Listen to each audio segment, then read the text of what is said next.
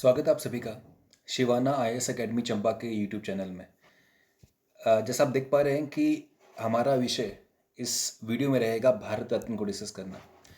जो 2019 में दिए गए थे भारत रत्न, उनकी हम बात करेंगे।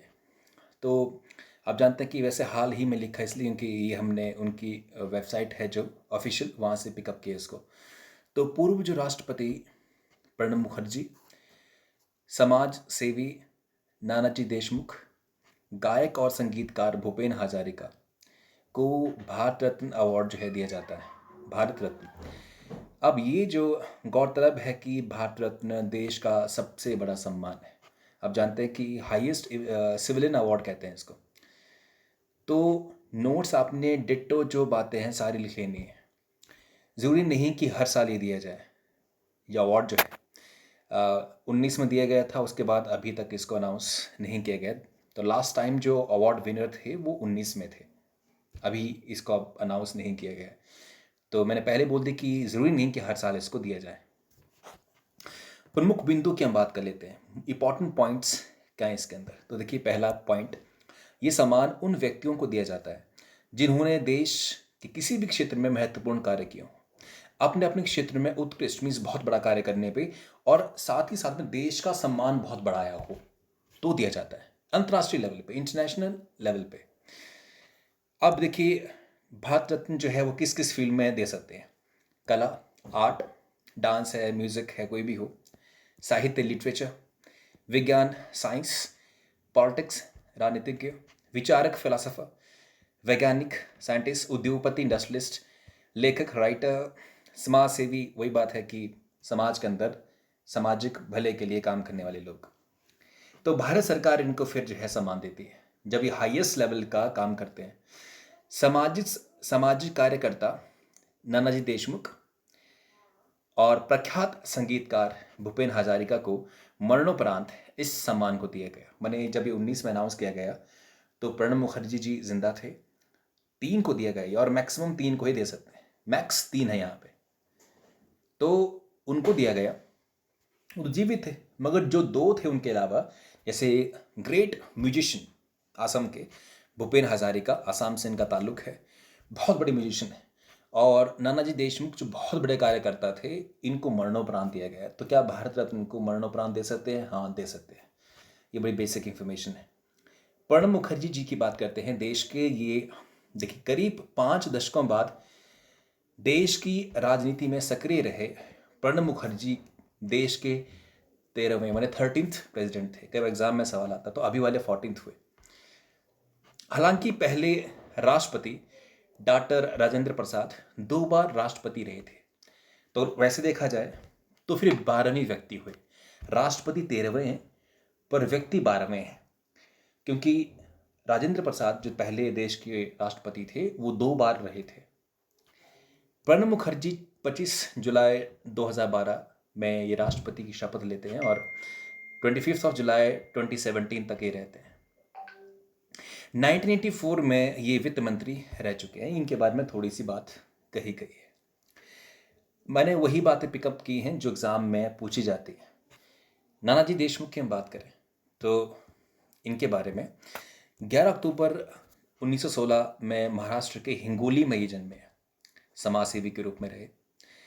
1980 में सक्रिय राजनीति से इन्होंने संन्यास लिया, जो पॉलिटिक्स थे उनसे संन्यास लिया, और दीनदयाल उपाध्याय शोध जो संस्थान है उसकी स्थापना की इन्होंने। अब ये कि ये वाली इंफॉर्मेशन थोड़ा बड़े लेवल एग्जाम के लिए इंपॉर्टेंट है। 1999 में उन्हें राज्यसभा का सदस्य बनाया जाता है और उन सेवाओं के लिए उनको पद्म विभूषण जो है अवार्ड मिलता है, जो सेकंड हाईएस्ट हुआ। नानाजी देशमुख का निधन 27 जनवरी 2010 को हुआ था, 95th ईयर में। भूपेन हजारिका की बात कर लेते हैं। भूपेन हजारिका ग्रेट म्यूजिशियन, मैंने पहले से कहा है कि भूपेन हजारिका गायक एवं संगीतकार होने के साथ साथ एक कवि भी थे।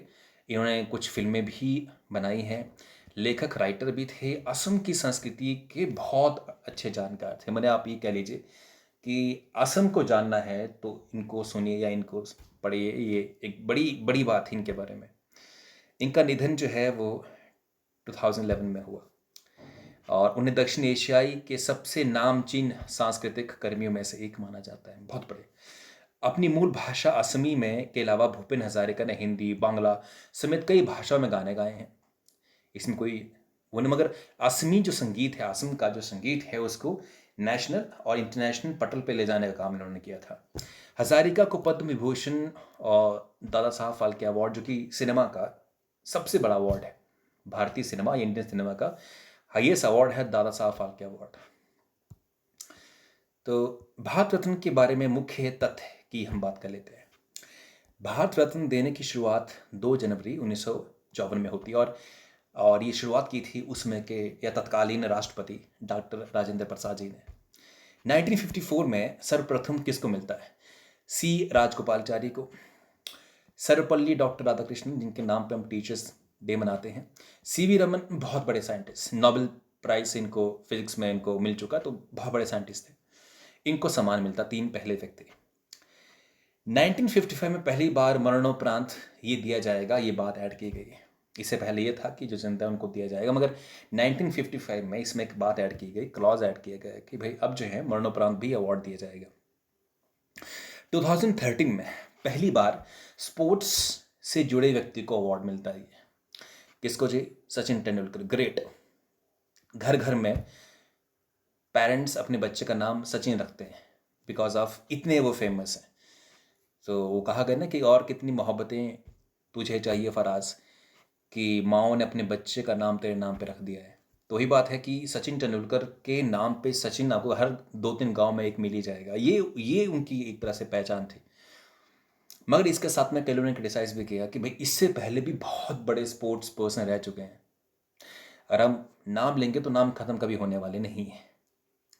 और हम एक फहरिस्त बनाए उसकी, तो हॉकी में, एथलेटिक्स में बहुत बड़े नाम रहे हैं।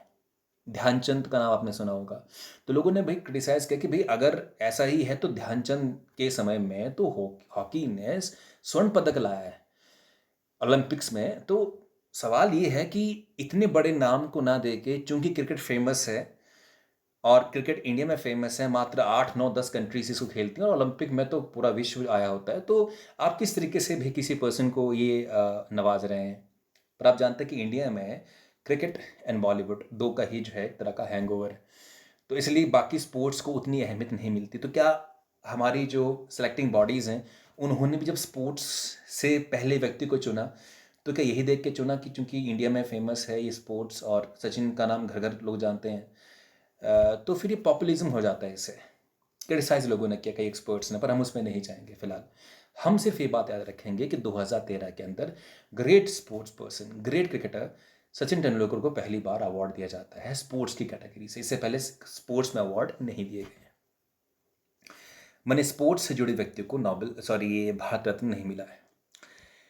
आगे हम बात करें, 2013 में सचिन के साथ साथ CNR राव, जो बहुत बड़े साइंटिस्ट हैं, इनको भारत रत्न मिलता है साथ में। भारत रत्न पाने वाले को भारत सरकार की ओर से केवल एक प्रमाण पत्र मिलता है और एक पदक मिलता है, इसके अलावा कुछ नहीं मिलता उसमें। इसमें कोई धनराशि नहीं है। नॉर्मली जो अवार्ड्स दिए जाते हैं उनमें धनराशि 2 लाख, 10 लाख, 50 लाख होता है, मगर इसमें कोई धनराशि जोड़ी नहीं गई। तो एग्जाम में आ सकता है कि भारत रत्न, जबकि सवाल छोटा सा ही लग रहा है ये, कि भारत रत्न देने पे कितना अवार्ड मनी कितना इसका है, 2 लाख का है, 5 लाख का है, तो इसमें कोई पैसा नहीं दिया जाता है धनराशि के रूप में। इसे पाने वालों को, जिनको ये अवार्ड मिलता है, उनको कई सरकारी सुविधाएं मिलती हैं। आपको बता दूं जैसे कि कई तरह के गवर्नमेंट सेटअप है।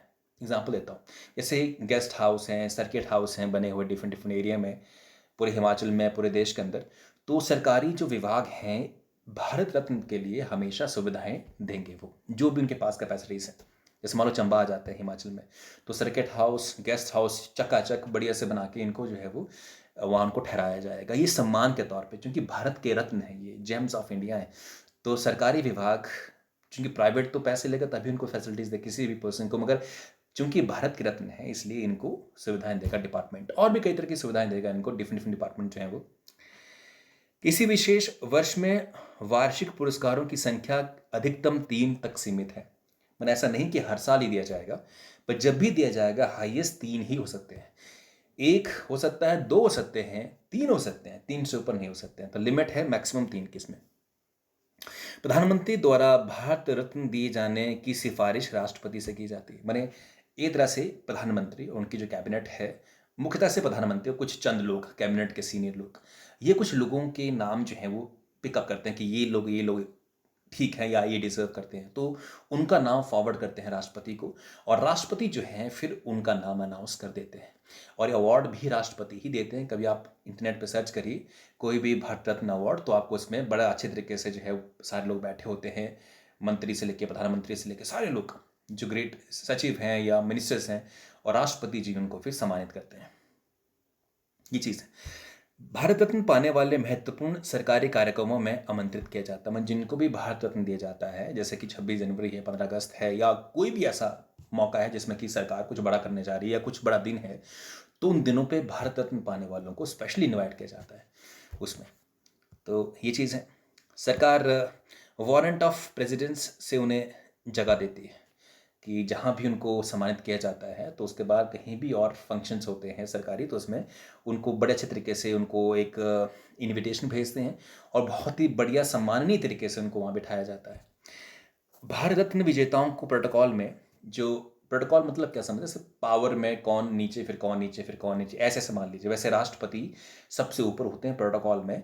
अर्थात अगर मान लो एक, सपोज एक एग्जांपल लेते हैं, मान लो गाड़ियां जा रही हैं राष्ट्रपति की, प्रधानमंत्री की, उपराष्ट्रपति की, चीफ जस्टिस ऑफ इंडिया हैं, मुख्यमंत्री हैं, तो सबसे पहले गाड़ी किसकी होनी चाहिए? वही जो सबसे बड़ा कद रखता है, जिसकी हैसियत सबसे बड़ी है। वैसे पावर तो बहुत ज़्यादा है प्रधानमंत्री के पास एज कम्पेयर विद प्रेसिडेंट, मगर एक तरह से सम्मान के पद के ऊपर देखा जाए तो राष्ट्रपति का पद सबसे पहले आता है। उनके पास एग्जीक्यूटिव पावर बहुत कम है। ज़्यादातर पावर हमारे देश जैसी कंट्री में प्रधानमंत्री के पास रहती है, सरकार का वो मुखिया होता है, मगर देश का मुखिया है राष्ट्रपति, सरकार का मुखिया है प्रधानमंत्री। तो प्रोटोकॉल में राष्ट्रपति सबसे ऊपर आते हैं, उसके बाद फिर उपराष्ट्रपति आते हैं, फिर आते हैं प्रधानमंत्री, फिर राज्यपाल, जो स्टेट के मुखिया होते हैं। स्टेट, राज्य में राज्य का मुखिया कौन होता है? जैसे हिमाचल प्रदेश की बात करें तो मुखिया होता है उसका राज्यपाल, मगर हिमाचल प्रदेश में सरकार है, तो सरकार का मुखिया कौन होगा? वहाँ का मुख्यमंत्री। तो राज्यपाल के बाद फिर पूर्व राष्ट्रपति का प्रोटोकॉल होता है, मैंने उसका पद उसके बाद आता है। फिर आता है उप प्रधानमंत्री का, फिर आता है मुख्य न्यायाधीश मैंने चीफ जस्टिस ऑफ इंडिया का, फिर लोकसभा के अध्यक्ष जो होते हैं उनका आता है, फिर कैबिनेट जो मंत्री होते हैं सेंट्रल गवर्नमेंट के अंदर, कैबिनेट जो मिनिस्टर होते हैं कैबिनेट, उनको मिलता है, मुख्यमंत्री को मिलता है, उसके बाद फिर पूर्व प्रधानमंत्री को मिलता है, फिर संसद के दोनों सदनों के विपक्ष के जो नेता होते हैं, विपक्ष का नेता जो होता है, लीडर ऑफ अपोजिशन, उसको मिलता है। उसके बाद जो फिर प्रोटोकॉल आता है वो भारत रत्न के लोगों का आता है। तो एक अच्छा पद दिया गया है इनको, एक तरह से आप कह लीजिए। ये बात यहाँ से थी। स्रोत है गृह मंत्रालय की वेबसाइट से ये डेटा पिक एंड चूज़ किया गया, और BBC हिंदी ने भी इसको कवर किया था। वेल, ये चीज़ है यहाँ से, और ये I think it is enough information. आप सारी ही चीज़ों को नोट डाउन कीजिए, मगर जो जैसे कि सपोज क्लास 2 और 3 के लिए प्रिपेयर कर रहे हैं उनको ज़्यादातर बातें इतनी इंपॉर्टेंट नहीं है, कुछ कुछ बातें आप उन्होंने यहाँ से याद रखना, बट नोट्स आप सारे बना लें। Thank you.